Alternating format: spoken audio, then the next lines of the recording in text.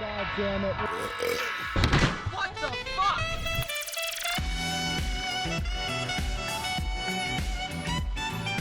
Oh! Holy shit!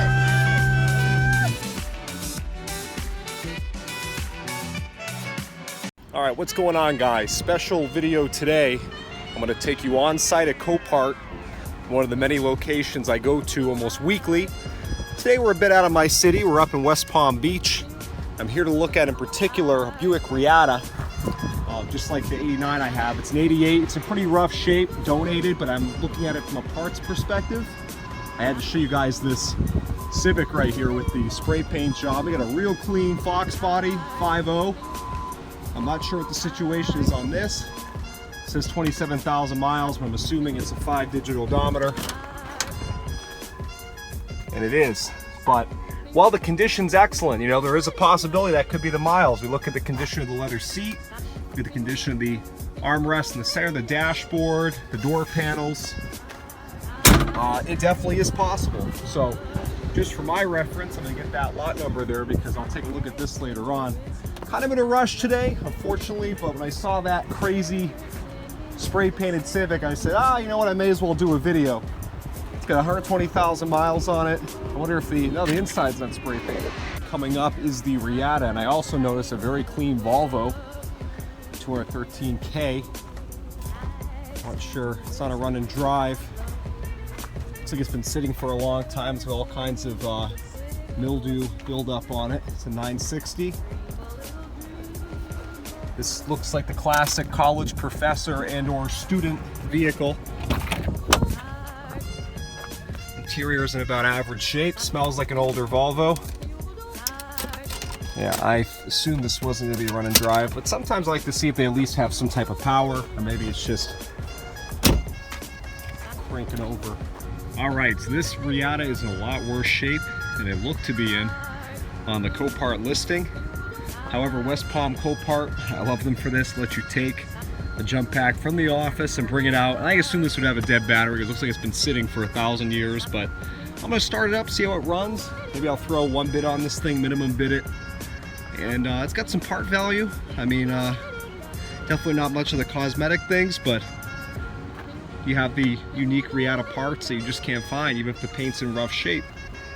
So take a look at the condition of this thing. You've got rod holes behind the rear window, rod holes up here.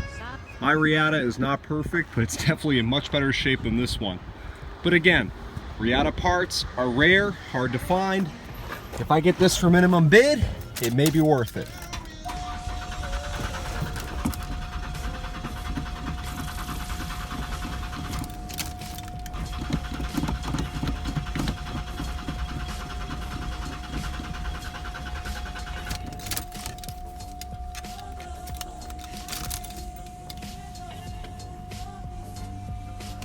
I can hear the fuel pump kicking in, so something must have got caught up in the fuel filter in this thing. To be honest, I don't think it's worth the money at all.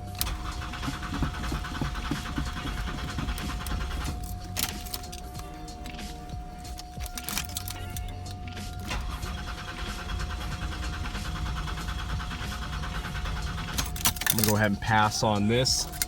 How about this cream puff right here? We got a 93 Buick Century. I looked at the listing for this before coming up, and it allegedly has 42,000 miles. The condition would make that very believable, but 46,000. So, but you know, the condition says enough to me. I'm definitely interested in this car. However, there's other people who are already bidding on it as well. So we'll have to see. She fires right up. See if that AC works. That'd be a major bonus. Got a fasten seatbelt light.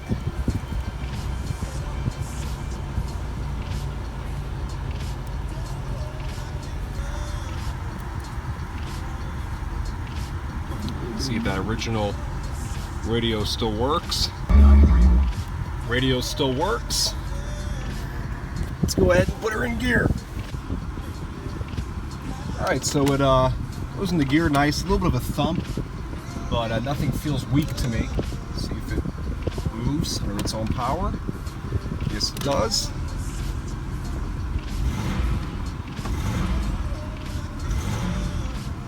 Sounds semi-decent. We'll check that out further in the engine bay itself. These cars had a very high quality feel to them for something that was so small. Power windows so far are working. Yeah, they all work. That's great. Headliner has a slight sag, but nothing out of the ordinary for the year. And the AC works, which is wonderful. I'm definitely interested in this car. Let's see if there's any records in here. We've got the owner's manual still. That's always good to see. This car to me, condition-wise, definitely looks like a car that has 40,000 miles on it. You look at the cigarette lighter, it's never even been used. So I think it's a very believable figure. Go ahead and put on those headlights and see if those are working. Yeah, there's the old reliable 3300, a pretty good engine. And the oil looks like it's been changed recently. It's nice and gold.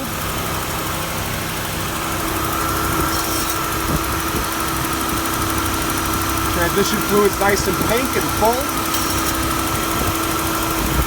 Looks like we have a newer alternator on the vehicle. Got an AC Delco battery, like when people keep things OEM.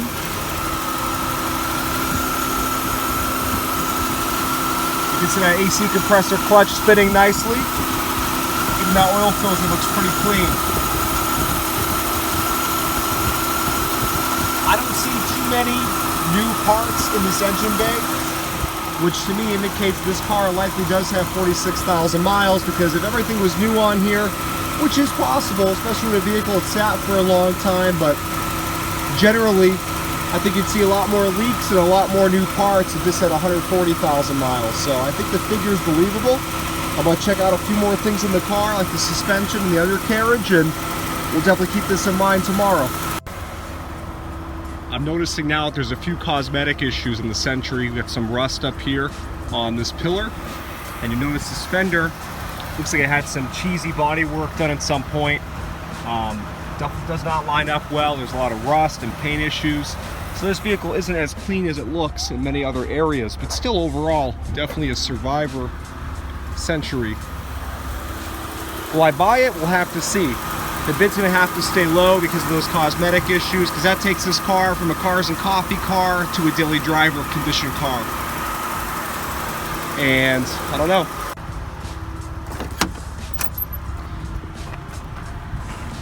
So anyway, we'll have to see if we end up buying this thing tomorrow. I still think it's really cool. It's nice to see a Century in this condition, but they're out there. So we'll keep it in mind for sure. It looks like it wants me to buy it because it locked me inside. Even those power locks are still working. That's impressive. So anywho, we will definitely keep an eye on this. My God, what the heck happened to this Riviera? Look at the corrosion on this hood. You need a tetanus shot just to open it. I don't know if this has been a Florida car or just sat for a long time, because that's my best guess, because the rust is from the top toward the bottom, and generally you have a lot of issues with moisture and humidity here when cars sit. And you can tell this poor thing, I just rested my arm on that vinyl roof and it's not padded like it used to be, but you can tell this poor car sat for a long time. It even smells very humid inside. It's disgusting. I don't want to smell that anymore. What a shame. So I'm looking for a few more cars while I'm here. I'm looking to find a Copart Malibu I'm going to bid on. Actually, thanks to one of my subscribers. I'm fortunate to remember what your YouTube name is off the top of my head. I really appreciate you sending me that link to this Malibu up here. You guys have seen me sell a few of those now, the AT&T Malibus, and there's one here with 98,000 miles, which is the lowest I've seen. So we're gonna go find that. There's that poor neglected Riata. There's definitely some parts I could use off that car. Look at how nice this side is in comparison to the other side. Unfortunately, I don't think it's, the problem is when you tack on their fees and me shipping it back to Miami, at that point, I could get a cheaper parts car elsewhere, or get all the parts I need elsewhere for cheaper. So I don't think that's gonna be worth it for me, but anyway, I'm gonna keep looking here. I don't know, some of you might remember from the old Big Al's Bike and Auto way back in time, I used to have this exact same Lesabre, except it had 60,000 miles. Maybe it was 40,000, it was low. It's a 2001 donated Buick Lesabre. Looks like it's got great tires on it and the condition is very good. I'm sure this was grandma's car and she passed away. That's where most of my Lesabres came from. They were grandmothers that stopped driving or passed. But this one looks very clean. And the little D in the upper left corner at the West Palm Copart means that it was donated. And the D in the lower right corner means it's a run and drive. And we got great tires on here right off the bat. This is easy to get at any wrecking yard, the little piece of trim. Hopefully we have juice. I don't think we do, because usually I think the odometer lights up in these. Yep. Dashboard's definitely seen better days from the sun. But again, if this thing runs and drives well, or at least runs well, it's likely to determine here. Let's sort that out fairly easy. Seats are in great shape. Let's go ahead and take a look at that notoriously reliable 3.8. It's got the common 3.8 oil leaks everywhere. 102,000 mile car, if you didn't hear me say that before. It looks like the brake lines have been sorted at some point. I wonder if this has always been a Florida car. I don't see the rust in the normal spots that you'd see on a New England Lesabre, so I'm guessing it probably is. Tranny fluid looks great, but it also looks a little full. I mean, we'll get a better reading of that obviously when I have this thing running. And I just remembered this is a Cadillac DeVille platform, which means that the battery is underneath the rear seat. But there's also a jump spot here. I just have to ground to something in the engine bay. So let me go ahead and free up my hands to do that, and I'll tell you guys what I think. There she comes. All right, let's check that AC. Very important this time of year. And it already feels cold. How's that radio? Rates go up more. Working. Okay, I'm gonna go check the engine bay out with you guys and we will see what we think.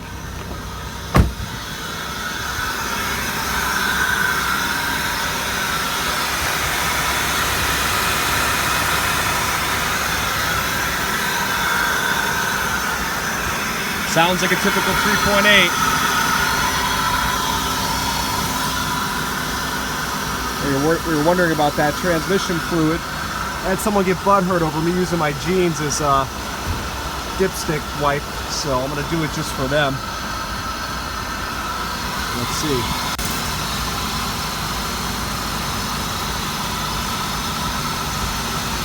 That transmission fluid's questionable on this car. Otherwise, this sounds pretty decent. It's like the rear leveling shocks are working.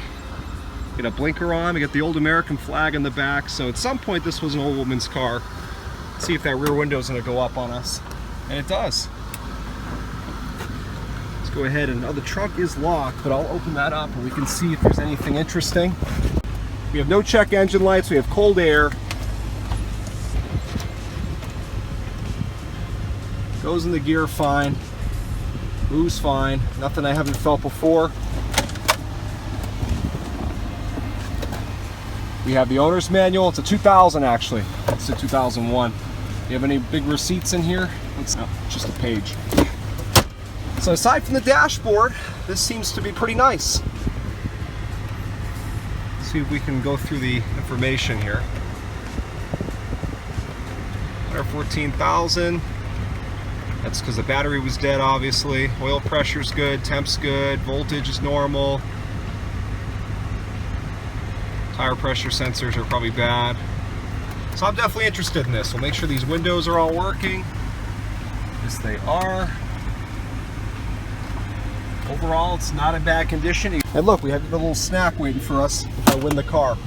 All right, so here is the last car I wanted to see today. This AT&T Malibu named Billy, apparently. This has 98,000 miles, and I have to thank one of my subscribers who showed me this Malibu. They sent me the link to it. Again, I wish I knew your username off the top of my head, but thank you very much. Well, that is if it's any good. If it's not, we'll cut you some slack, but no, I'm just kidding. Obviously, there's no way to know until you come look at these cars if they're any good. We'll see if this has any juice. Some interesting wiring going on over here, but it looks like we have power, which is usually the case with the AT&T cars, that they have a good battery. And we got some wiper activity going on. Well, whatever's going on down here, obviously the vehicle still starts, so my feeling is it probably had something to do with all the extra electronics that were in here by AT&T that they removed. So that doesn't worry me too much. This is a nice custom feature on the... Jesus, that is not as high as this thing is not supposed to be this high. So someone's modified this shift lever. And we got the common piston slap going on. So I'm going to already assume this is a 3100 motor.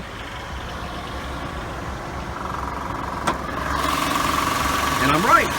So there's already some interest in this vehicle on Copart. I think the bid's at $225 right now. Looks like we have new struts, which is great. Even those bolts look nice and fresh. I love the low miles. I love the new struts. I'm going to let this engine warm up, make sure that the piston slap goes away. It's a very common issue with the 3100 and these Malibus. And looks like we have a new power steering fluid reservoir at the very least, without a pump as well. And looks like we have a new motor mount over here, GM motor mount. This was definitely a well-maintained unit. I'm going to go ahead and check Billy and see if the AC is working. And obviously test that. I can already feel that AC. It's nice and cold. Fantastic. You know, I love these cars, the way they're maintained. That's an interesting noise it keeps making.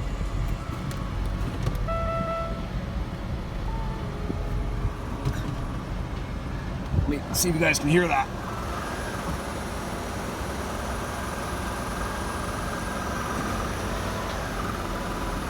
So I'm not quite sure what that is. That is say the coolant's low in the surge tank, which is not wrong. And look, it even comes with a free modem. How great.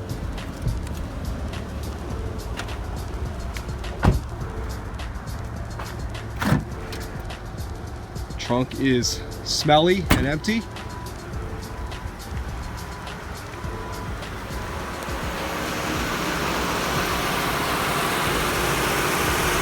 All right, the piston slap has gone away. You got oil. And these don't have a dipstick for the transmission, but knowing AT&T, it's probably just fine. So I'm definitely going to keep this one on the radar. And again, I appreciate the gentleman who sent me this car. We'll see tomorrow what the bid goes up to. If it goes astronomically high like the last few Malibus have gone, maybe thanks to my videos, I'm not sure, but if that's the case, I will let them have it. However, if it stays at a reasonable number where I can still make a profit, because I don't end up selling these for around 1,500 bucks. So as long as I'm making enough money where it's worth my time, any risk associated with any problems I might not be able to see. Check those tires. Good old AT&T, they're like brand new. So anyway, it's going to be the number where I'm going to be able to make a comfortable profit on it. So we're done at Copart for today. A couple good lots for sure. I'm going to keep an eye on tomorrow. If the bid stays low where I want it, I will buy them. Otherwise, we'll wait till next week. So thanks for watching and keep an eye out for the next one.